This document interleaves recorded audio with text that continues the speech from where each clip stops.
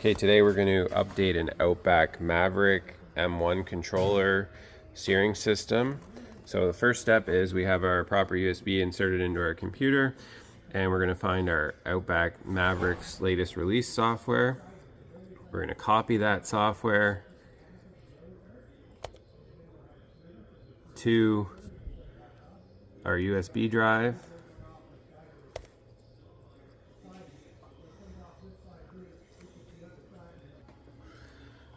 Okay, so once it's on the USB stick, you'll see it's like this. We want to just make sure it's still in its zip folder. And then we can close the folder, and then I like to safely eject the USB sticks. We can remove it from our computer. We're going to power on our Maverix and M1. So you can see power lights on. And the screen is starting up. Okay, so we have our Maverix powered on now. On our disclaimer, we're going to go and we're going to insert our USB into the display. Accept this. Skip our job. Go to Home. System. Scroll down to Updates. And then install from USB, and it's going to unpack the installer.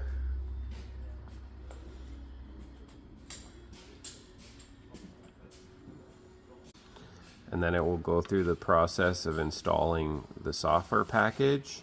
Just follow the prompts on the screen. We get our warning to accept. It's asking you for confirmation. Then we're going to work on updating.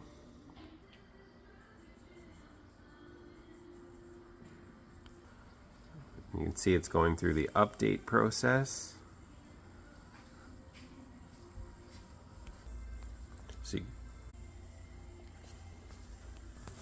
So we've now booted back up again after the software update.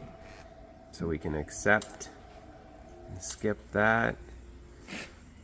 And now we can go back in, and if we go to our home and then diagnostics and then find our screen, we can see we're on version 1.9 of our software.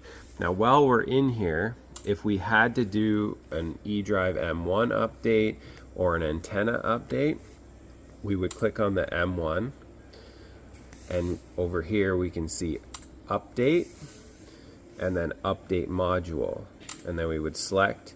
Now we can see here that our current version is the same as the one that's available, so we don't need to update the M1.